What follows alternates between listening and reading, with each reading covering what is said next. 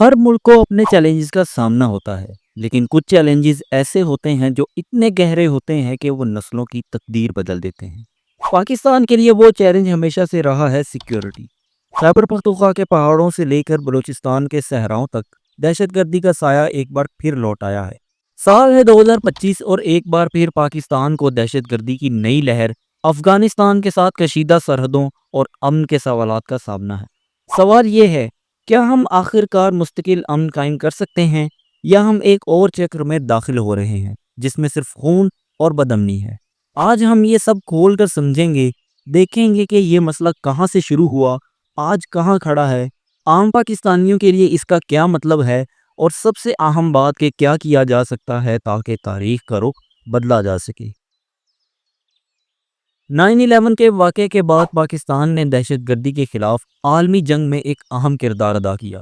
شروع میں لگا کہ مسئلہ کہیں دور ہے، لیکن جلد ہی خودکش دھماکے، ٹارگٹ کلنگ اور خونریز حملے ہر شہر تک پہنچ گئے۔ 2007 سے 2014 تک پاکستان نے اپنی تاریخ کے کچھ سب سے تاریک سال گزارے۔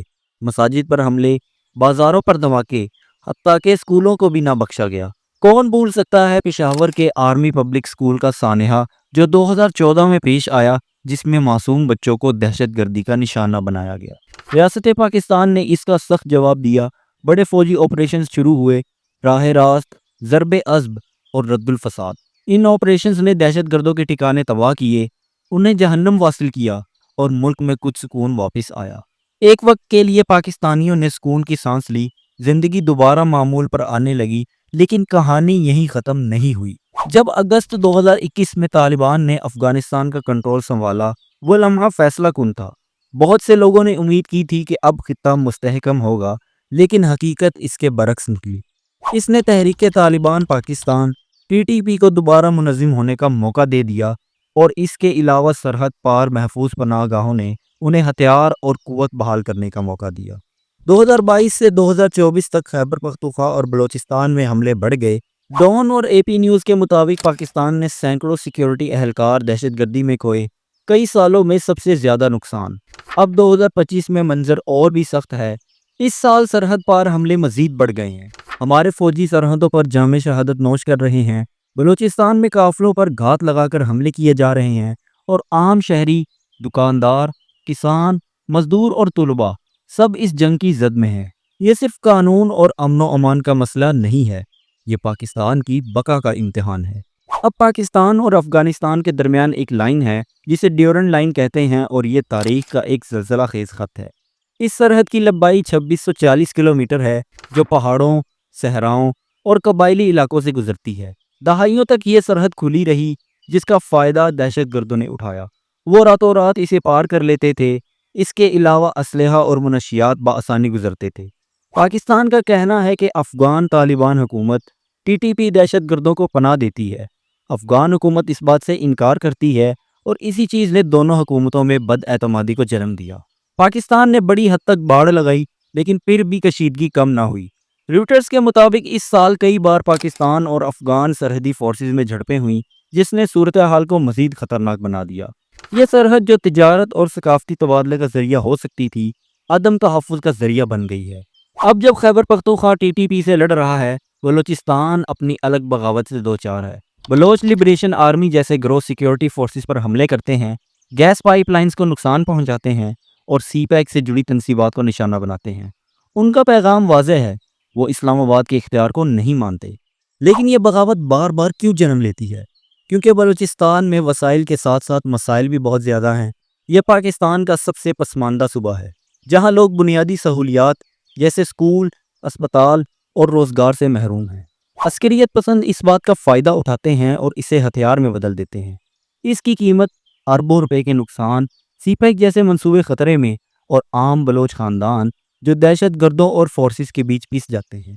جیسا کہ ہیومن رائٹس واچ کہتا ہے، بلوچستان کے مسئلے کا حل صرف فوجی آپریشنز نہیں ہے، بلکہ سیاسی شمولیت، ترقی اور مکالمہ ہے۔ آپ سوچ سکتے ہیں، اگر میں کراچی یا لاہور میں ہوں تو مجھے کیا فرق پڑتا ہے؟ جواب سادہ ہے، ملک کے کسی بھی حصے میں عدم استحکام پورے ملک کو متاثر کرتا ہے۔ دہشت گردی بیرونی سرمایہ کاروں کو بھگا دیتی ہے، یہ تجارت کو تباہ کرتی ہے، اور CPEC جیسے منصوبوں کو نقصان پہنچاتی ہے۔ اس کے علاوہ یہ دفاعی اخراجات بڑھا دیتی ہے، جس سے صحت، تعلیم اور ترقی پر کم پیسہ بچتا ہے، اور سب سے بڑھ کر یہ خوف کی فضا پیدا کرتی ہے جہاں کوئی بھی خود کو محفوظ محسوس نہیں کرتا۔ رویٹرز کے مطابق وزیر اعظم شہباز شریف نے کہا ہے کہ بلوچستان میں ہونے والے دہشت گرد حملوں کا مقصد بڑے منصوبوں، خاص طور پر سی پیک کو نشانہ بنانا ہے۔ ان حملوں سے نہ صرف ملک کی سلامتی متاثر ہوتی ہے بلکہ غیر ملکی سرمایہ کاری بھی خطرے میں پڑ جاتی ہے۔ پاکستان میں دہشت گردی ایک ایسی آگ کی طرح ہے جو بار بار بھڑک اٹھتی ہے، کیونکہ ہم ہمیشہ کچھ چنگاریاں چھوڑ دیتے ہیں۔ ان چنگاریوں میں سب سے پہلے نمبر پر ہے افغان فیکٹر۔ افغانستان میں عدم استحکام ہمیشہ پاکستان تک پھیلا ہے۔ دوسرے نمبر پر مقامی محرومیاں بلوچستان میں پسماندگی اور سیاسی محرومی بغاوت کو جنم دیتی ہے۔ تیسرے نمبر پر مذہبی انتہا پسندی۔ کئی دہائیوں کی شدت پسندی نے ایک ذہنیت پیدا کی ہے جسے دہشت گرد استعمال کرتے ہیں۔ چوتھے نمبر پر سیاسی عدم استحکام، کمزور حکومتیں اور تقسیم شدہ قیادت دہشت گردوں کو جگہ دیتی ہے۔ اور پانچویں نمبر پر ریاست پر عوامی اعتماد کی کمی۔ جب لوگ ریاست پر اعتماد نہیں کرتے تو کبھی کبھار وہ دہشت گردوں کو کم برائی سمجھتے ہیں۔ جب تک یہ جڑیں ختم نہیں ہوں گی دہشت گردی واپس آتی رہے گی، پھر چاہے کتنے ہی فوجی آپریشنز کیوں نہ ہو جائے۔ آگے دیکھیں تو پاکستان کے سامنے دو مختلف راستے ہیں۔ پہلا راستہ یہ ہے کہ ہم دہشت گردی پر مکمل قابو نہ پائیں، حملے بڑھیں، بیرونی سرمایہ کار بھاگیں، معیشت کمزور ہو اور لوگ امید کھو دیں، ہم دوبارہ اسی افراتفری میں ڈوب جائیں جس سے ہم نکلنے کی کوشش کر رہے تھے۔ اور دوسرا راستہ یہ کہ ہم تاریخ سے سیکھیں، سرحدیں محفوظ کریں، پسماندہ علاقوں میں ترقی لائیں، سیاسی اتحاد پیدا کریں اور انتہا پسندی کو رد کریں۔ دہشت گردی ختم ہو، امن ممکن ہو اور پاکستان آخرکار استحکام کی طرف بڑھے۔ ان دونوں رستوں میں سے کون سا اختیار کیا جائے یہ قسمت کے اختیار میں نہیں ہے بلکہ یہ ہمارے اپنے ہاتھ میں ہے۔ تو پھر اس سلسلے میں کیا اقدامات کرنے چاہیے؟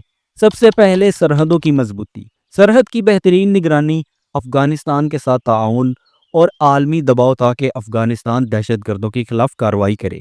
دوسرے نمبر پر بلوچستان اور خیبر پختونخوا کی ترقی، لوگوں کو نوکریاں، تعلیم اور صحت کے شعبے دیں تاکہ وہ پاکستان کے ساتھ بہتر مستقبل دیکھ سکیں۔ تیسرے نمبر پر سیاسی اتحاد، کوئی بھی سیکیورٹی پالیسی اس وقت تک کامیاب نہیں ہو سکتی جب تک قیادت تقسیم ہو۔ چوتھے نمبر پر انتہا پسندی کا مقابلہ، میڈیا، تعلیم اور سول سوسائٹی کے ذریعے نفرت کی جگہ امید کو پھیلائیں۔ اور پانچویں نمبر پر متاثرین کی مدد، شہداء کے خاندان، بے گھر لوگ، تعلیم سے محروم بچے، انہیں نظر انداز نہیں بلکہ سہارا دینا ہوگا۔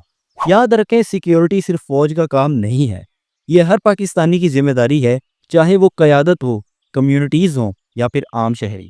پاکستان نے پہلے بھی دہشت گردی کا مقابلہ کیا اور زندہ بچا، لیکن صرف زندہ بچنا کافی نہیں ہے۔